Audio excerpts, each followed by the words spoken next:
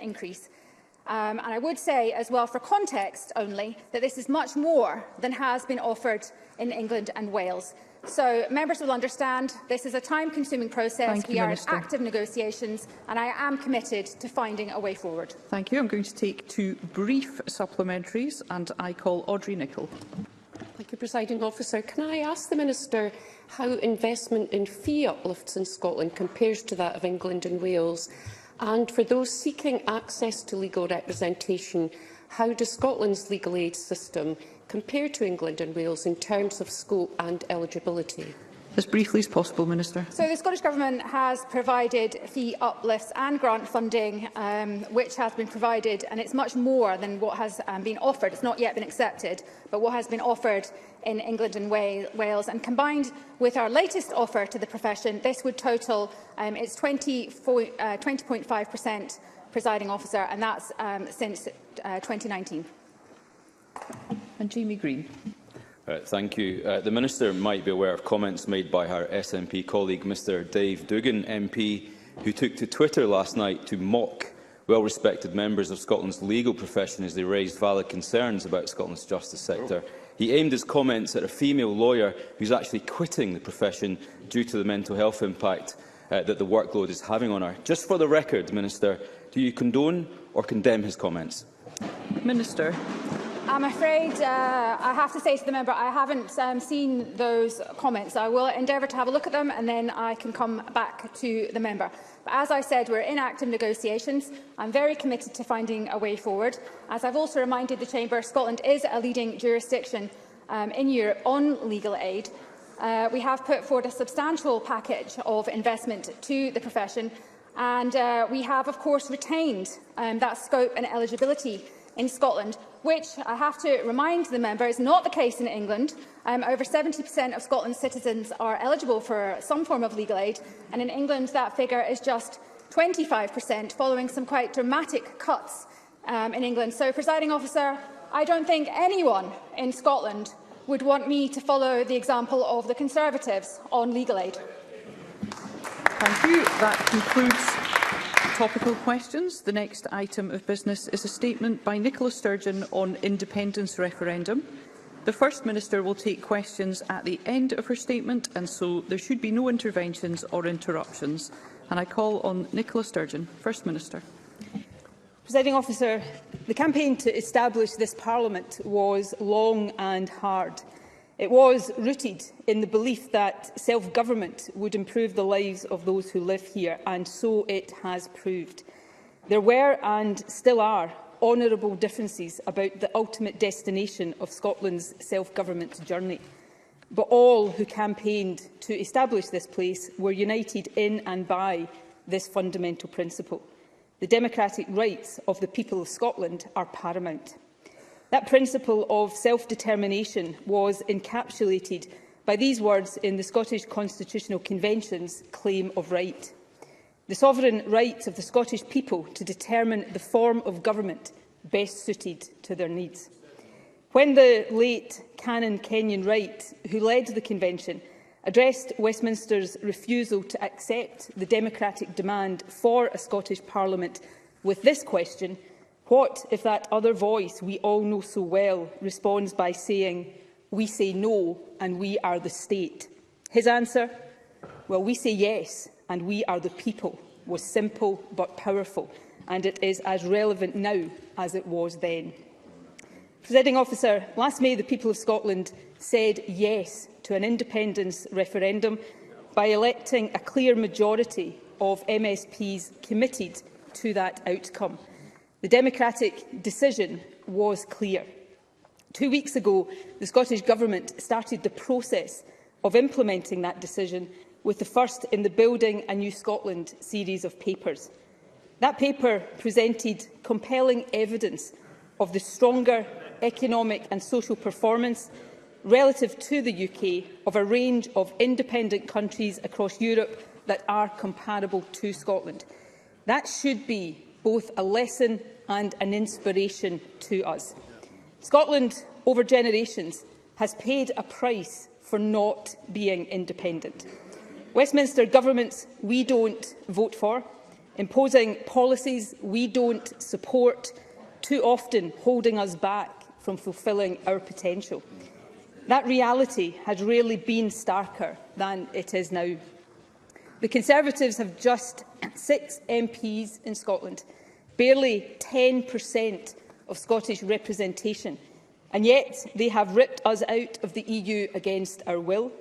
They have created the worst cost of living crisis in the G7 and saddled us with the second lowest growth in the G20. They are intent on stoking industrial strife, demonising workers and provoking a trade war. Businesses and public services are struggling for staff because freedom of movement has been ended. Our young people have been robbed of opportunity. Presiding Officer, the Scottish Government will do everything in our power to mitigate the damage. But that is not enough. Our country deserves better.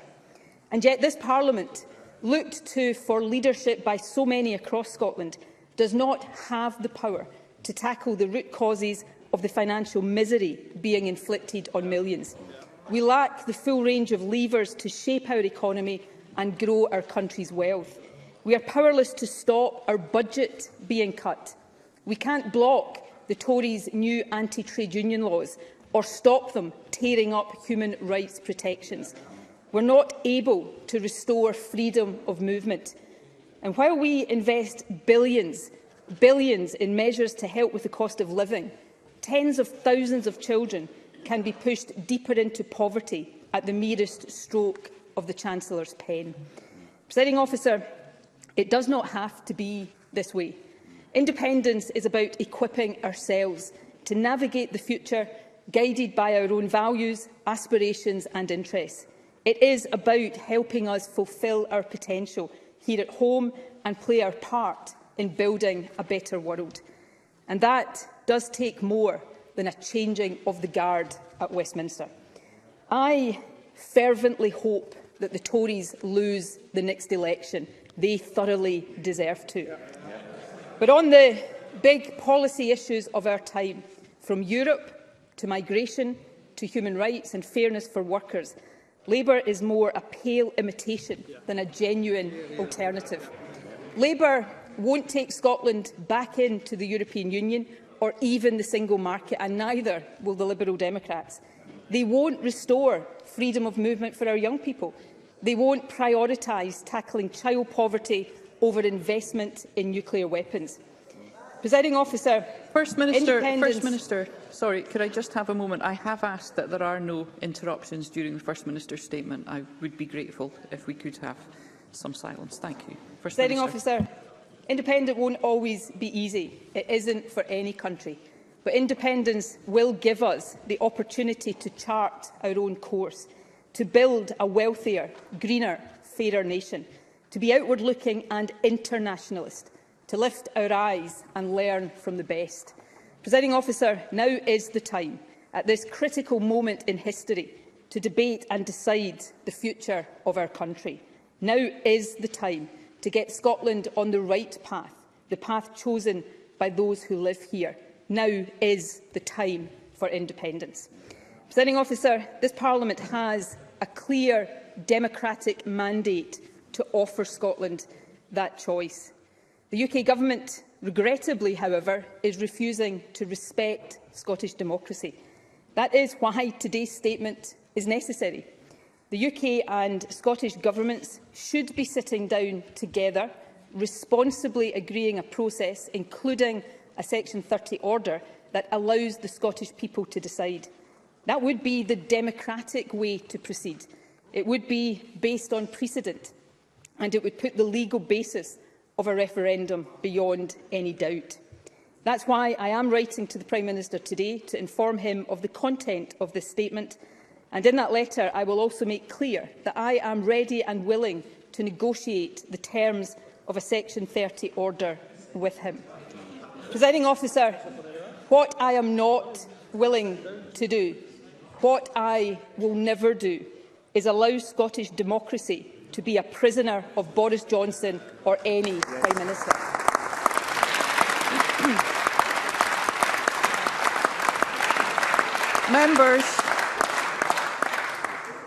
Members, there should be no interruptions. Thank you.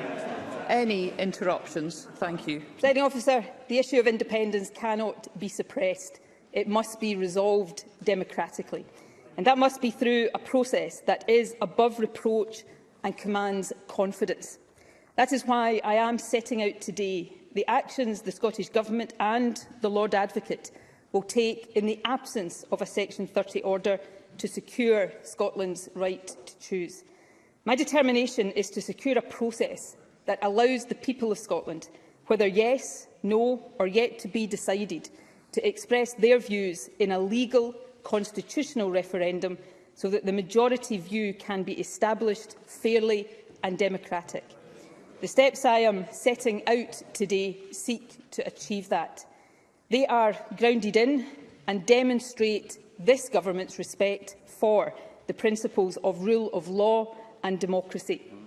Indeed, these core principles, respect for the rule of law and respect for democracy, underpin everything I say today. Respect for the rule of law means that a referendum must be lawful.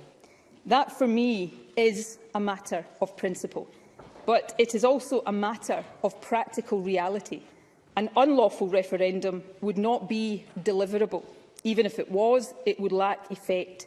The outcome would not be recognised by the international community. Bluntly, it would not lead to Scotland becoming independent. Presiding Officer, it is axiomatic that a referendum must be lawful. But my deliberations in recent times have led me to this further conclusion.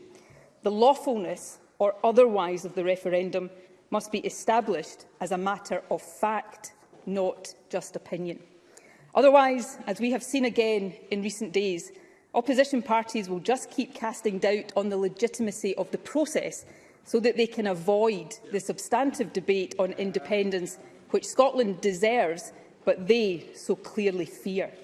That is not in the country's best interests. Let me turn then to the detail of the steps we will now take to secure that objective of an indisputably lawful referendum, and then ensure that from today we can focus on the substance of why Scotland should be independent. Presiding Officer, I can announce, first of all, that the Scottish Government is today publishing the Scottish Independence Referendum Bill. I will draw attention in particular to three key provisions of this bill. Firstly, the purpose of the referendum, as set out in Section 1, is to ascertain the views of the people of Scotland on whether or not Scotland should be an independent country. In common with the 2014 referendum, indeed in common with the Brexit referendum and the referendum to establish this Parliament, the independence referendum proposed in the bill will be consultative, not self-executing, just as in 2014 and recognised explicitly in the 2013 White Paper. A majority yes vote in this referendum will not in and of itself make Scotland independent. For Scotland to become independent following a yes vote, legislation would have to be passed by the UK and Scottish Parliaments. Now, there has been much commentary in recent days to the effect that a consultative referendum would not have the same status as the vote in 2014. That is simply wrong, factually and legally. Let me be clear. The status of the referendum proposed in this bill is exactly the same as the referendums of 1997, 2014 and 2016. The next provision of the bill I wish to draw attention to relates to the question to be asked in the referendum. The bill states that the question on the ballot paper should be, just as it was in 2014, should Scotland be an independent country? Finally, Presiding Officer, the bill includes the proposed date on which the referendum should be held. In line with the Government's clear mandate, this is a date within the first half of this term of Parliament. Presiding Officer, I can announce that the Scottish Government is proposing that the independence referendum be held on the 19th of October 2023. These are... Thank you. Thank you. Members. These are the key elements of the referendum legislation that the Scottish Government wishes this Parliament to scrutinise and pass. Let me turn now to the aim of establishing as fact the lawfulness of a referendum, which, as I have already indicated, I consider to be of the utmost importance. I will start with what we know already. We know that the legislative competence of the Scottish Parliament to pass this bill in the absence of a Section 30 order is contested. We know that legislative competence can only be determined judicially. And we know that for as long as there is no judicial determination, opinions will differ and doubt will continue to be cast on the lawful basis for the referendum. That benefits only those parties opposed to independence, because it allows them to avoid the substance of the independence debate. Finally, we know that if this Parliament does seek to legislate without a Section 30 order, the bill will go to court. That is inevitable. The only questions are when it ends up in court and at whose hand. If the issue of legislative competence remains unresolved at the point of formal introduction of a bill, the UK Government will almost certainly use Section 33 of the Scotland Act to refer it to the Supreme Court after it has passed. It is also possible that one or more private individuals will lodge a judicial review of the bill. Indeed, it was reported last week that Tory supporters are already planning to do so. A challenge by private individuals could also go through successive courts and so be a very lengthy process. Either way, at the point of Parliament passing the bill, there would be no certainty about when or even if it could be implemented. A court challenge would still lie ahead, and the timetable I have set out today would quickly become difficult to deliver. And of course, between now and then, claim and counterclaim, good faith arguments and bad faith fear-mongering about so-called wildcat referendums will continue to muddy the water, cast up doubt and taint the process. Presiding Officer, that may well suit politicians opposed to independence, but none of it would be in the interest of the country, and none of it would serve democracy. The fact is, neither legal opinions nor political arguments will resolve this point. We must establish legal fact. That is why, in my view, we must seek now to accelerate to the point when we have legal clarity, legal fact. And crucially, in doing so, I hope, establish and safeguard the ability of this Parliament to deliver a referendum on the date proposed. Presiding Officer, it is to this end that some weeks ago I asked the Lord Advocate to consider exercising the power she has under paragraph 34 of Schedule 6 to the Scotland Act to refer to the Supreme Court the question of whether the provisions in this bill relate to reserved matters. This is a power exercisable by the Lord Advocate alone, not by Scottish ministers collectively. Whether or not she does so is accordingly a matter solely for her. However, I can confirm that the Lord Advocate has considered this request. She has taken into account the following factors: this Government's democratic mandate, the constitutional significance of this issue, the fact that the bill does raise a genuine issue of law that is unresolved, and the importance of ensuring that this Government and Parliament act lawfully at all times. And she has now informed me of her decision. I can advise Parliament that the Lord Advocate has agreed to make a reference of the provisions in the bill to the Supreme Court. Indeed, Presiding Officer, as I speak, the process for serving the requisite paperwork on the UK Government by lawyers and messengers at arms is underway, and I can confirm that the reference will be filed with the Supreme Court this afternoon. Presiding Officer, whether or not the reference is accepted, how long it takes to determine and what judgment is arrived at are, of course, all matters for the court to determine. I accept that. As I have made clear throughout, this Government respects the rule of law. However, by asking the Lord Advocate to refer the matter to the court now, rather than wait for others to do so later, we are seeking to deliver clarity and legal certainty in a timely manner and without the delay and continued doubt that others would prefer.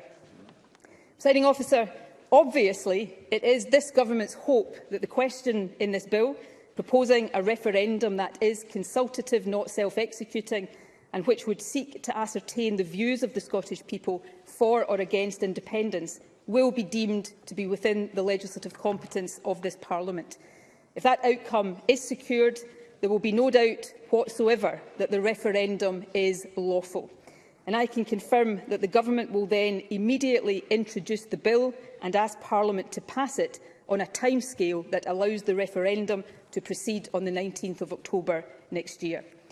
It is, of course, possible that the Supreme Court will decide that the Scottish Parliament does not have power to legislate even for a consultative referendum.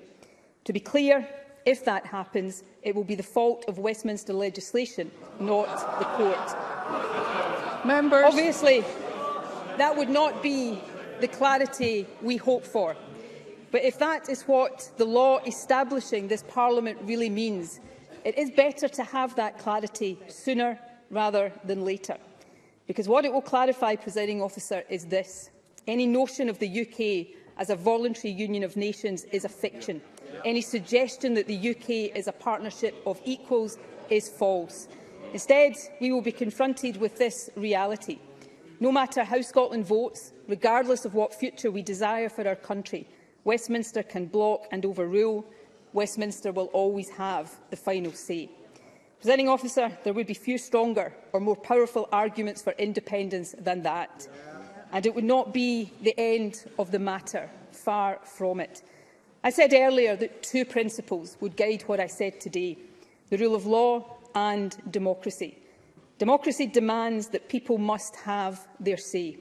So finally, in terms of process, let me confirm this, although it describes a scenario that I hope does not arise. But if it does transpire that there is no lawful way for this Parliament to give the people of Scotland the choice of independence in a referendum, and if the UK Government continues to deny a Section 30 order, my party will fight the UK general election on this single question: should Scotland be an independent country? Members. Presiding Officer. First Minister, if I may, members, I do think it's important, regardless of the content of any statement, that we adhere to parliamentary standing orders and that we continue to hear the statement without interruptions. Thank you. Presiding Officer, the path I have laid out today is about bringing clarity and certainty to this debate. Above all, it is about ensuring that Scotland will have its say on independence. I want the process set in train today to lead to a lawful constitutional referendum, and for that to take place on the 19th of October 2023. That is what we are preparing for. But if the law says that is not possible, the general election will be a de facto referendum.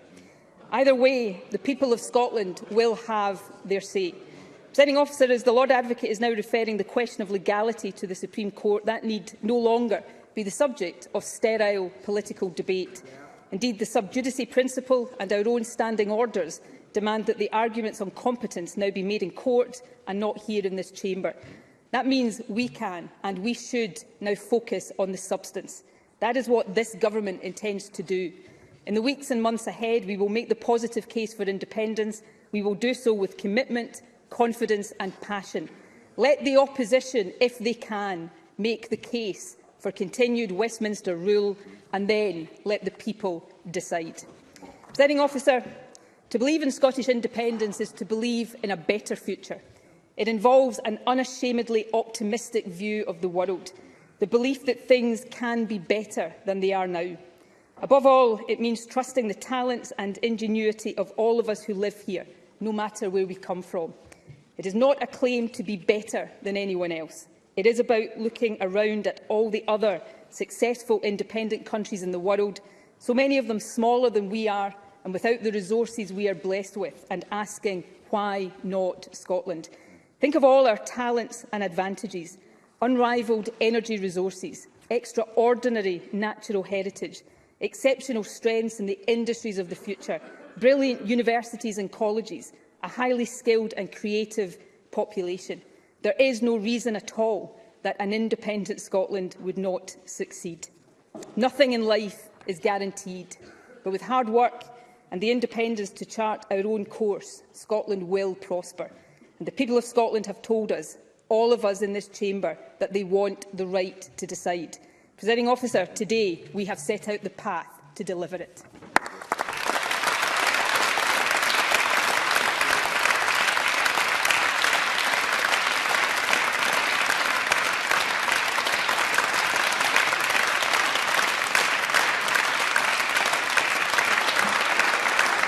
Thank you.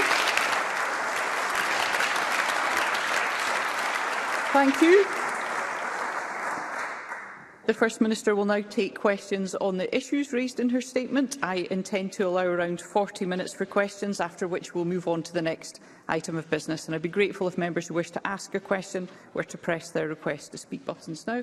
And I call on Douglas Ross. Thank you very much, Presiding Officer. I wonder if that SNP applause was to make up for the people in the public gallery actually walking out as the First Minister was speaking. Because Nicola Sturgeon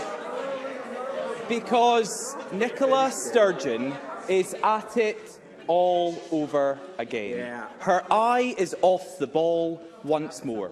The real priorities of people across Scotland are on the back burner. Instead, the First Minister is putting her plans to divide Scotland front and centre. Nicola Sturgeon has shown again today that the SNP's selfish obsession with another divisive referendum is always their top priority.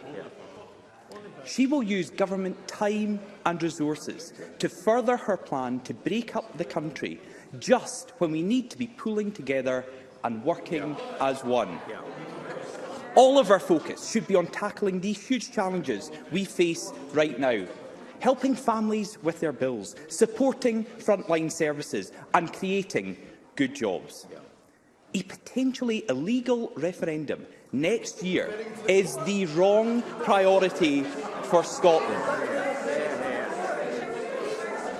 Members, we will hear Mr Ross. Thank you. Well, SNP members are unhappy about that. It is being referred to the court because the legality of it is not known. Therefore, it is a potentially illegal referendum, and it would distract away from our recovery. It will damage our efforts to rebuild the country after COVID. It is also the last thing a clear majority of Scottish people want. The First Minister speaks of fear. The First Minister speaks of fear. But what concerns all of us is the price Scotland pays for her continued obsession with another referendum. So we won't play Nicola Sturgeon's games. We won't take part in a pretend poll when there is real work to be done. Real work on the global cost of living crisis. Real work to invest in public services. Real work to rebuild our economy. Those are our priorities, and they're the real priorities of people across Scotland as well. But instead of focusing on the right priorities, Nicola Sturgeon is railroading this Parliament into talking about the SNP's obsession. On the First Minister's watch, this is becoming a do-nothing Parliament. Nicola Sturgeon has confirmed today that she will introduce a bill for another independence referendum. But what is she doing about the country's top priorities? Nothing. Education, no bills. Drugs, no ideas. Ferries, none that float. That is Nicola Sturgeon Scotland, and this Parliament is beginning to be a Parliament that doesn't get to act on the people's real priorities. A Parliament that only exists to further the SNP's interests. A do-nothing Parliament with a First Minister obsessed with another referendum at all costs. So can I ask the First Minister, why should the people of Scotland's real priorities be put on the back burner for another divisive, damaging independence referendum? First Minister. Well, I think at the last count Douglas Ross had 3 jobs. He may be a do-nothing MSP, but this is certainly a do-much Parliament. Douglas Ross has also demonstrated members, thank you. An apparent inability to actually listen to what we said in the statement. I know that the legality of a referendum passed by this Parliament without a Section 30 order is contested. That is why I have asked the Lord Advocate to refer the matter to the Supreme Court so that that can be put beyond any doubt. A referendum that goes ahead will be indisputably legal because the Supreme Court will have deemed it so. And at that stage, any claims about boycotts will sound even sillier than they do now and demonstrate one thing and one thing only. The Conservatives have no confidence in the arguments for the continuation of the Union.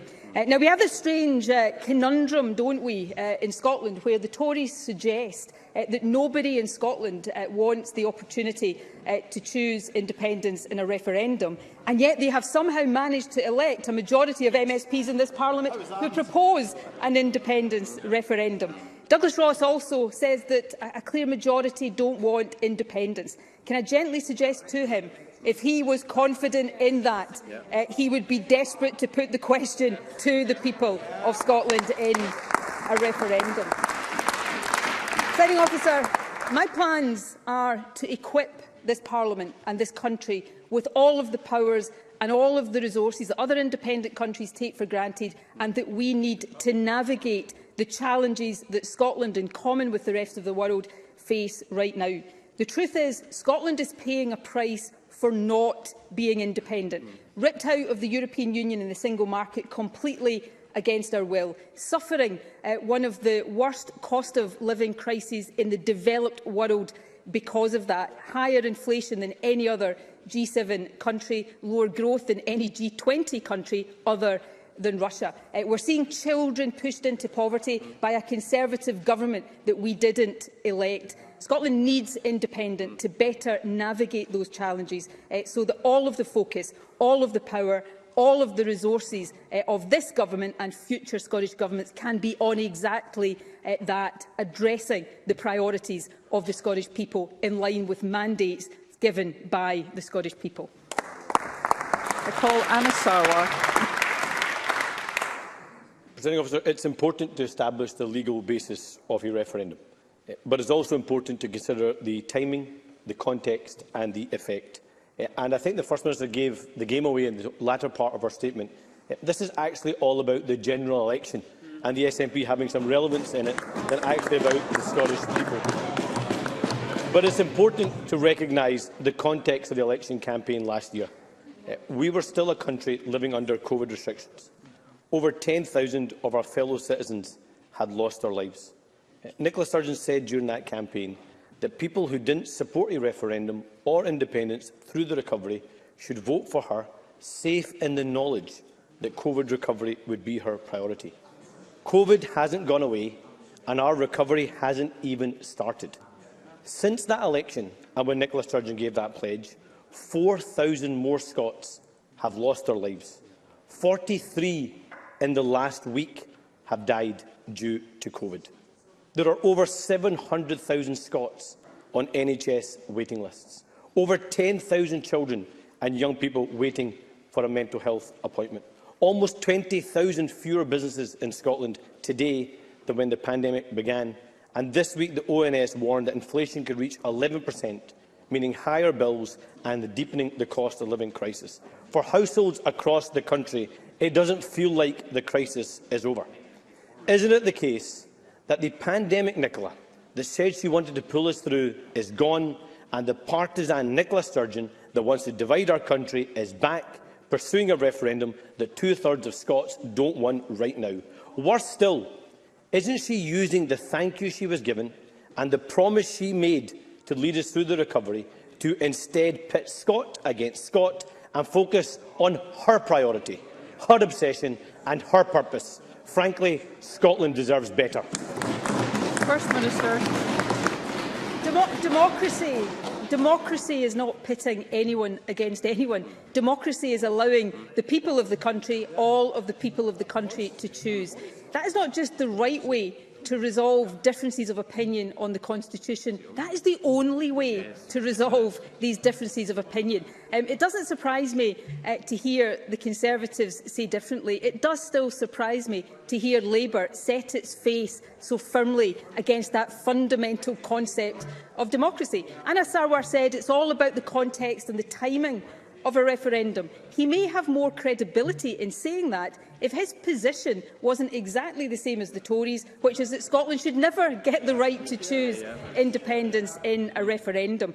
And let me say, the First Minister standing here is the First Minister who does and who always has believed that the right thing for Scotland, to have the powers, the levers, the resources in our hands to chart our course in line with our values, our interests and the aspirations, ambitions we have for the country. I don't want a recovery in the mould of Boris Johnson and the Conservative Party. Anna Sarwar is right. COVID hasn't gone away. But I tell you what has happened.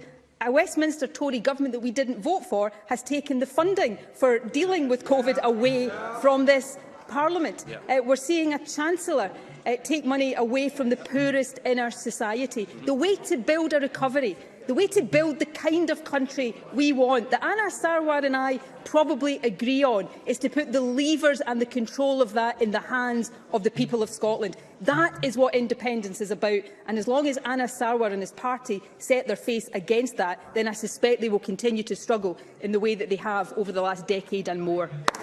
Alex Cole-Hamilton. Thank you very much, Presiding Officer. Well, here we are again, and what an appalling waste. What an appalling waste of energy and focus this is. Frankly, I can think of better uses of our time, and Presiding Officer, I am not alone.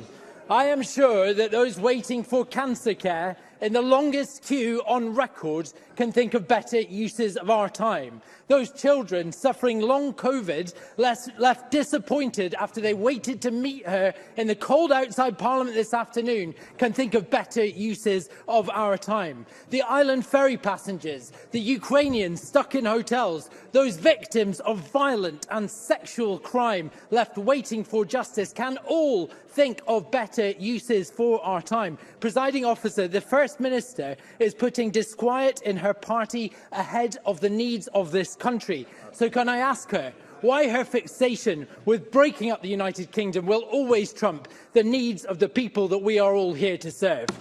First Minister. Presiding Officer, we have so many Ukrainians here in Scotland right now in the process of being given refuge because we fought to get a super sponsor scheme in order to speed up the process for those fleeing the war in Ukraine. And we would be able to give more refuge to people fleeing conflict and famine from around the world if we were not trapped in a hostile environment immigration policy by a government we don't vote for and doesn't have the support of people across Scotland. And yes, it is this government's responsibility to support the NHS into and through recovery. It is this government's responsibility to deliver for long COVID patients. But I pose the question, are we going to be better able to do that or not, in charge of our own budgets and resources, or still subject to a government that cuts the budget of this Parliament at every opportunity? And finally, Presiding Officer, it's not that many years ago that Alex Cole-Hamilton and I were actually on the same side of a debate in the Brexit referendum, when he told people across Scotland, rightly, that Brexit would be a disaster, and so it is now proving. But the difference between Alex Cole-Hamilton and I is his party no longer even says that it would try to take Scotland back in to the European Union. Well, I don't want to give up on that European ideal and aspiration. Now the only route for Scotland back into the European Union and to the European family of nations is by becoming an independent country.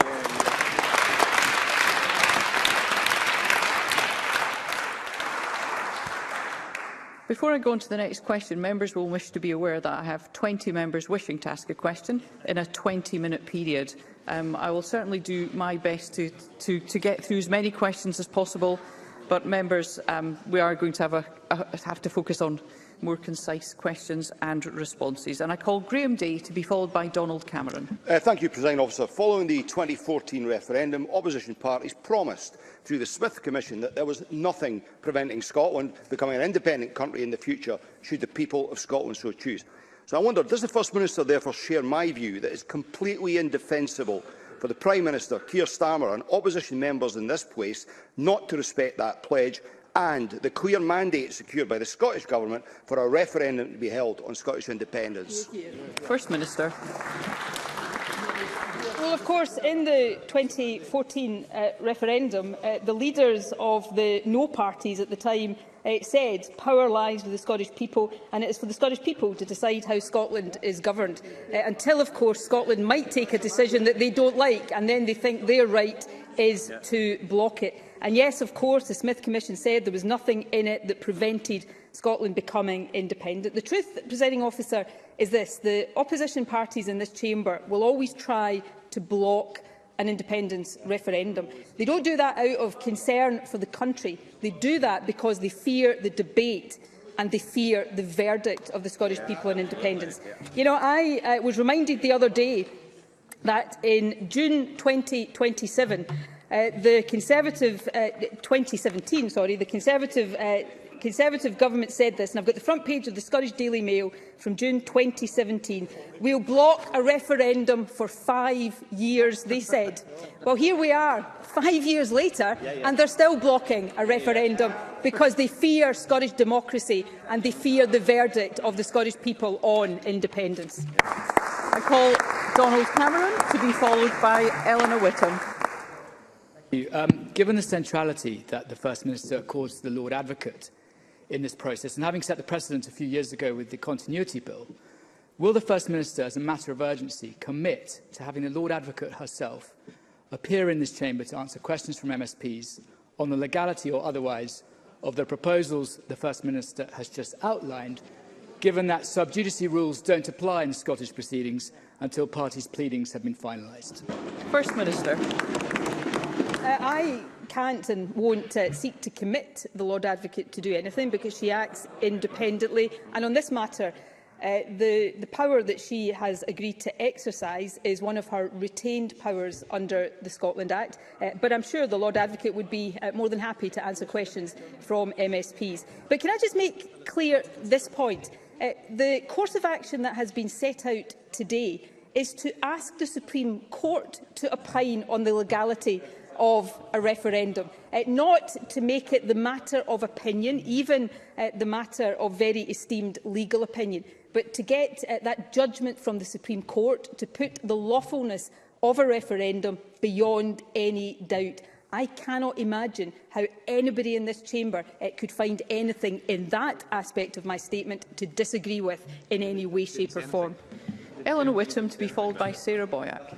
Does the First Minister agree with me that, aside from the fact that it is our sovereign right as Scottish citizens to determine the democratic path our nation will take, that the current cost of living crisis, where the most vulnerable in society are consistently being failed by the UK Government, and recognising that the Scottish Government is doing more than any other UK administration to tackle poverty and support hard-pressed households, does the First Minister think that all of this serves to highlight just how important it is for the Scottish citizens to exercise their democratic right to decide which government they can trust to address this urgent crisis and our recovery from the pandemic via a referendum on independence? First Minister.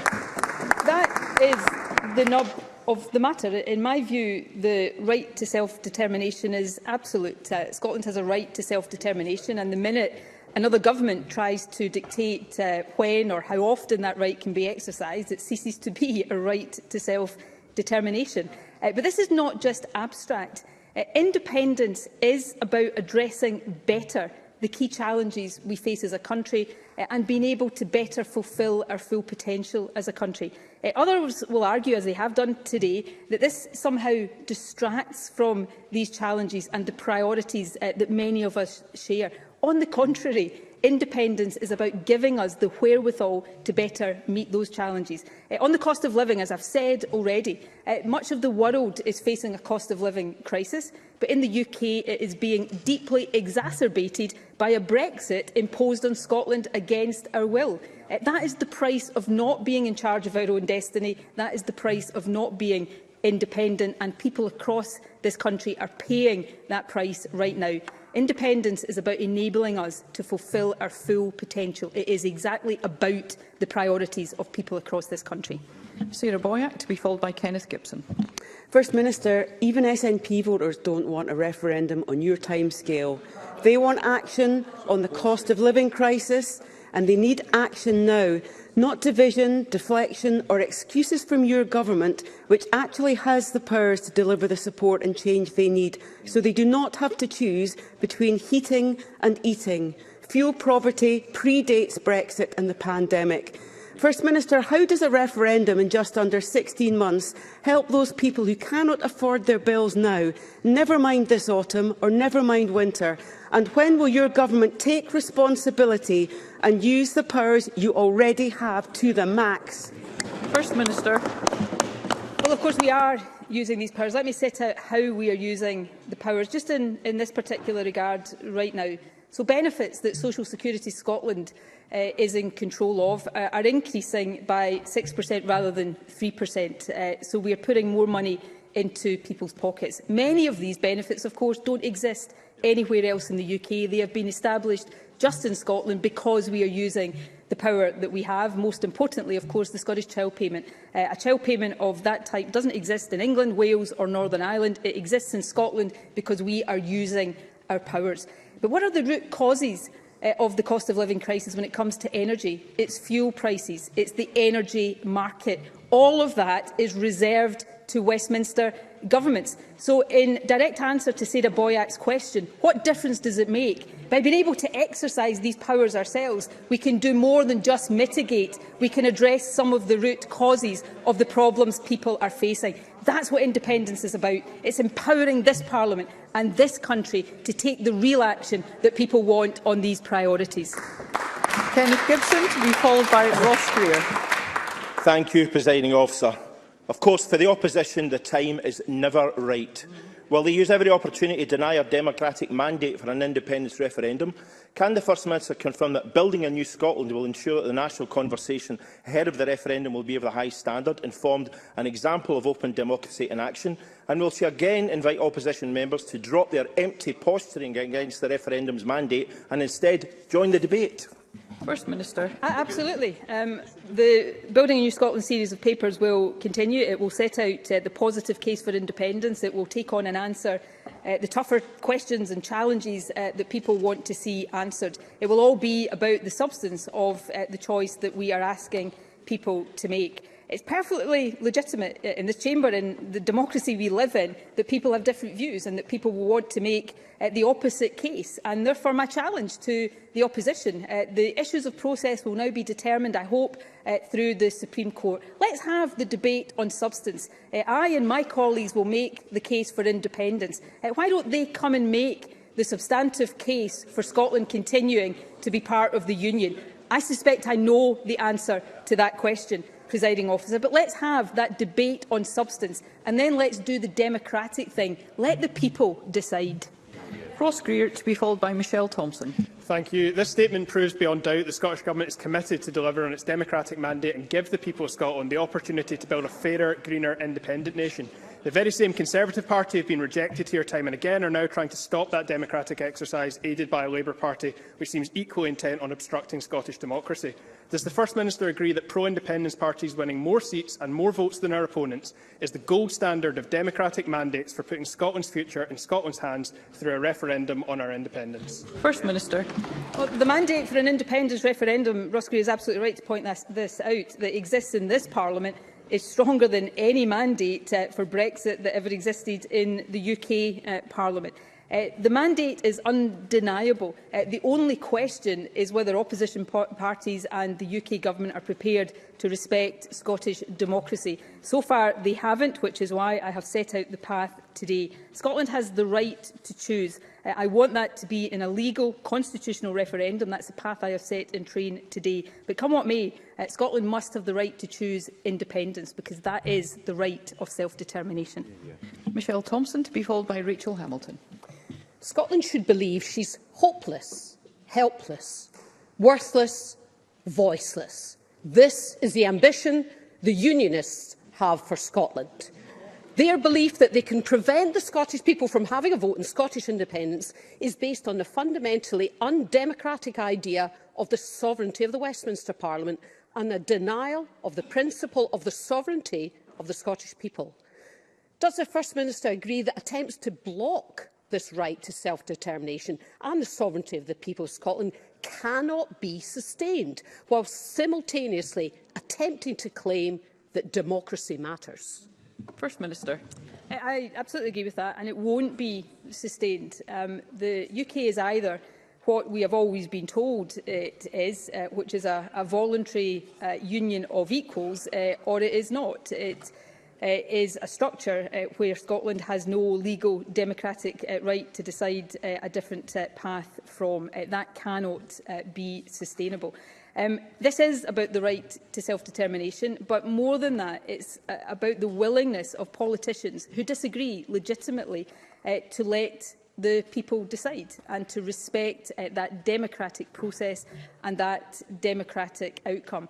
I heard some unionist politician, I can't remember which one, they all begin to sound the same after a little while, in recent days say that the thing is they'd worked it out, that I didn't really want a referendum, and I didn't think that we would win one if we got one. Well, do you know what? I suspect if any of the unionist parties actually thought either of those things were the case, they'd be rushing to call my bluff. So there's an invitation today to all of them, Presiding Officer. Come on, call my bluff. I call Rachel Hamilton to be followed by Jim Fairley.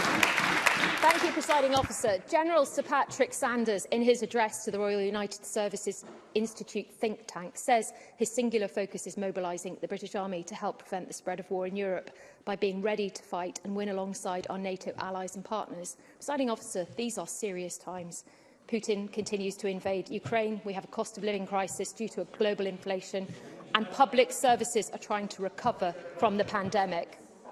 Now has been the time every year for you, First Minister. But why is it that your constitutional obsession is more important than global peace, security and recovery? First Minister. That is utterly shameful, and I think people across the country will see it as that. All of us stand united behind the people of Ukraine, and none of us should seek to use their plight and the horror they are living through for our own political ends. But I tell you this, President, we do live in very, very serious times, which is why I want to see Scotland and independent Scotland being truly internationalist, rejoining the European family of nations and playing our full part, albeit as a relatively small country, in trying to build a better world for today and for future generations. And I don't think, I really don't believe that the response to what is happening across Europe right now and the gravity of that moment is in our own country to try to block democracy. Quite the reverse is the way to respond to that. Jim Fairley to be followed by Pauline McNeill. Thank you very much, Presiding Officer. Can I first of all congratulate the First Minister and the Cabinet for delivering the voice of the people first, because Westminster is clearly intent on destroying the idea of the UK as a voluntary partnership of nations. A Tory UK government with only 6 MPs from Scotland, supporting this issue by Labour, is seeking to deny the democratic right of the people of Scotland to choose their own future. So the First Minister share my concern and indeed anger that there is total disdain for the democratic will of the people of Scotland. And why are they so afraid of respecting the right of the people of Scotland to choose their own future? First Minister. Well, they're afraid of allowing people to choose their own future in Scotland because they are afraid and they suspect that when people get that opportunity, they will choose to be independent, because in the years since 2014, of course, we have seen all of the things that were promised by the No campaign turn to dust. We have seen many of the things that the No campaign said would happen if Scotland voted yes happen because Scotland didn't vote yes, chief amongst those, of course, being taken out of the European Union against our will. And more, they see that the best way to build the Scotland we want to see is by being in charge of our own destiny and not having that governed by politicians like Boris Johnson, that nobody, even in this Parliament, thinks is fit to be Prime Minister. So that's why the opposition want to block Scotland's right to choose, because they think Scotland will make a choice that they don't like, but that is not democratic. Pauline McNeill to be followed by Jenny Minto. How can the First Minister give serious attention to addressing the fact that sexual crimes have increased by 15%, the highest since 1971, an issue I know she cares deeply about? Resolving the crisis in legal aid and the fact that the morale in Police Scotland is so low that we are losing hundreds of police officers. If most of her government's attention is going to be focused on preparing the arguments for independence, does that mean that you expect to put these issues on hold for the next 16 months? I think the people of Scotland have the right to know. First Minister. No, of course it doesn't. And if that is the best the opposition can do, then clearly they are going to struggle to sustain a position in this debate. After the years of my party being in government, we have crime rates that are at their lowest level since 1974. This government, with of course the support of Parliament, has passed legislation on domestic abuse to make it more possible for people to get justice before the courts. We are supporting our justice system into and through recovery from COVID. But I come back to this central issue. We are going to be better able to build public services that we want to see to support the recovery of our public services is if we are in charge of the resources we have to do it, rather than being in the position we are in right now, where we are having budgets cut and constrained by a Westminster government we didn't elect. The case for independence and the priorities that I'm sure Pauline McNeill and I agree a great deal on, these are two sides of the same coin. It's about equipping this Parliament and this country to better meet those challenges we face. We have several members who would still wish to put a question. I will try to get to the end of this list, but I would be grateful for more concise questions and responses. I call Sandesh Gulhani, to be followed by Joe Fitzpatrick. Presiding Officer, 1 in 2 of us will get cancer in our lifetime. This morning, new stats reveal cancer waiting times are the worst on record. But what are we talking about this afternoon? Another divisive referendum. First Minister, someone waited 277 days for treatment. In Glasgow, someone waited 210 days. So, First Minister, when will you realise that a referendum is the wrong priority? And when will you shift the focus away from division and grievance and onto real issues like addressing these dire waiting times and preventing the resultant and totally unnecessary deaths? First Minister. This government is focused on supporting our NHS, supporting our public services, supporting the country through the remainder of COVID and, of course, through the recovery from COVID. Every single day we focus on these priorities in common with governments elsewhere. Health services in countries across the world are dealing with these challenges. But I come back to this central point. A government, a parliament, a country that has the full powers and resources of independence is always going to be better able to meet these challenges than one that has one hand tied behind its back. Thank you. My apologies. I now call Jenny Minto, who will be followed by Joe Fitzpatrick. Thank you, Presiding Officer. As MSP for Argyll and Bute, I am regularly reminded of the valuable contributions EU nationals make to our communities. I'm also very aware that the tourism and hospitality industries, which have relied on EU nationals coming to Argyll and Bute for work, have struggled to fill job vacancies post-Brexit. So could the First Minister advise as to the Scottish Government's plans to rejoin the European family of nations on our independence? First Minister. This government wants to see Scotland rejoin the European Union and the European family of nations, and that is one of the key benefits of independence. Indeed, independence is now the only possible route for Scotland to do that. We know that there will be processes an independent Scotland requires to go through to achieve that, and indeed one of the papers that we will publish in the series that I have already referred to will set out the route to that in more detail. But the key point, I think, is understood across Scotland is that without independence there is no route back to the European Union, because not only are the Tories against that, we now disgracefully have the position where neither Labour nor the Liberal Democrats want to take Scotland back into the European Union or even the single market. They are now happy to allow the damage caused by the Tories to continue, and that demonstrates that the only route for Scotland back into Europe is by becoming an independent country. Joe Fitzpatrick, to be followed by Daniel Johnson. Presiding Officer, the First Minister has already mentioned the Scottish Child Payment, which is being delivered by Social Security Scotland from its headquarters in the Yes City of Dundee. Can the First Minister say more about how the powers of independence would enable this Parliament to go much further to deliver a fairer, more equal society, improving people's lives like we see in so many compatible countries in Europe and beyond? First Minister. Well, I think that is one of the biggest arguments for independence, is being in charge of our own resources so that we can dedicate all of our efforts to tackling poverty, and in particular lifting children out of poverty. And we can illustrate that, the fact that we have only partial power over social security, we can illustrate how that does hold us back. So this Parliament, using its limited devolved powers, has established the Scottish Child Payment and, of course, now decided to double and then extend it further. That is lifting thousands upon thousands of children out of poverty, but at the stroke of the Chancellor's pen, £20 a week was taken away from families on universal credit, pushing children back into poverty. We need all of the powers of a social security system to make sure that everything we do is lifting children out of poverty, rather than the situation we have now, that everything we do is undermined by a government pulling in the wrong direction. Daniel Johnson, to be followed by Siobhan Brown. Could the First Minister clarify a point of process lying behind this statement? Did the Lord Advocate refuse to certify the referendum bill as being legally competent? And is that why the Lord Advocate is taking it to court rather than being brought before Parliament today? First Minister. I'm not going to breach the ministerial code by getting into legal advice. But what I've set out today, and I think members should listen to this point, because this point is really important.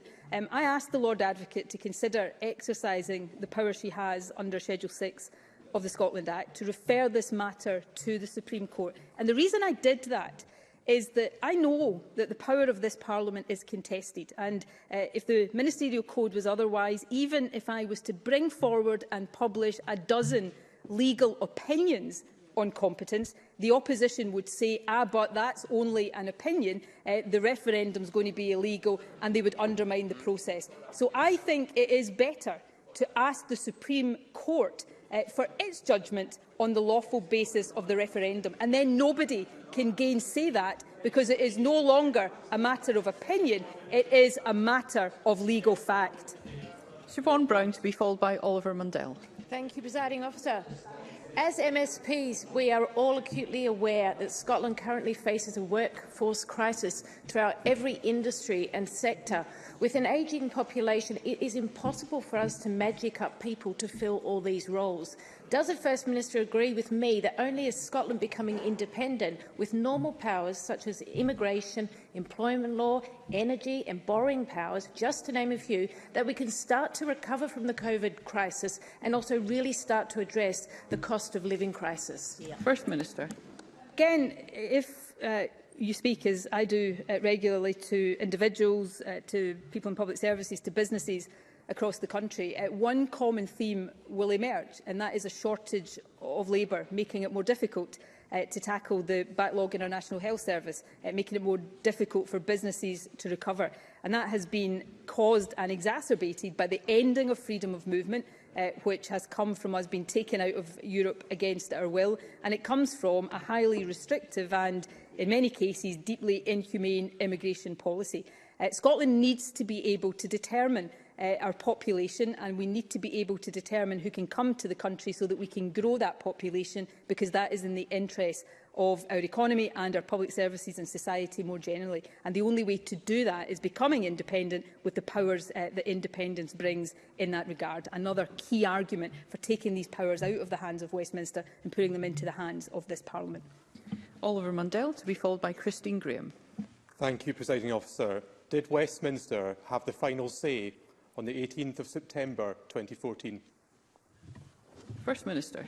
Westminster and, in fact, all of the Better Together parties in this chamber, ahead of the referendum in 2014, of course, said that if Scotland voted yes, we'd be taken out of the European Union. And then, of course, we were taken out of the European Union because we did not... Well, come on to an important point, actually. Oliver Mundell probably didn't mean to be helpful in that question, but he has been. But I'll come back to that in a second.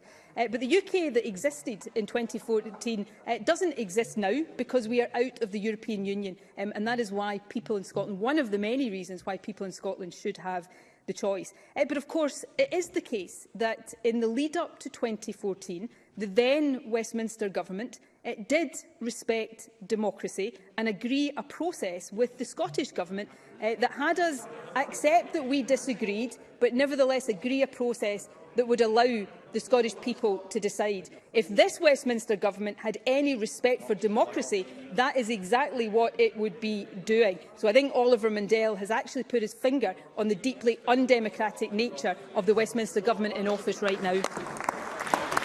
And Christine Graham. Presiding Officer, does the First Minister agree with me that unionist opposition in here has got nothing to do with the mandate? It's actually got nothing to do with now is not the right time. It's actually never. defending a permanent veto by one partner nation to prevent another partner nation from simply exercising its right to choose its constitutional future. And in those circumstances, does the First Minister agree with me? Opposition parties here should be ashamed of themselves. First Minister. Thank you, members.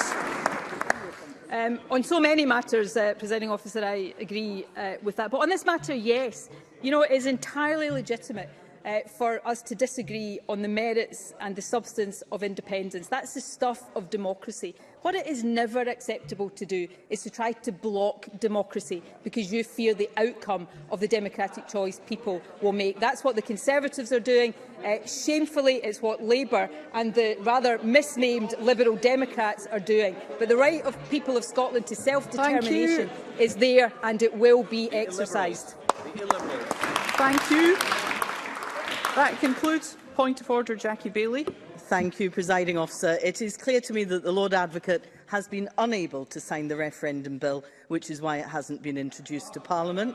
But the important issue is the First Minister was in the position of answering questions on behalf of the Lord Advocate. Given that the referral to the Supreme Court is an independent process, free from the influence of the First Minister, then surely the Lord Advocate should make a statement to this chamber and answer questions about that process. Would the Presiding Officer, as a matter of urgency, consider this alongside the Bureau? Thank Ms Bailey for her point of order. I have no doubt that the Bureau will consider this in due course. Thank you. There will be a brief pause before we move on to the next item of business, which is Stage 3 timetable.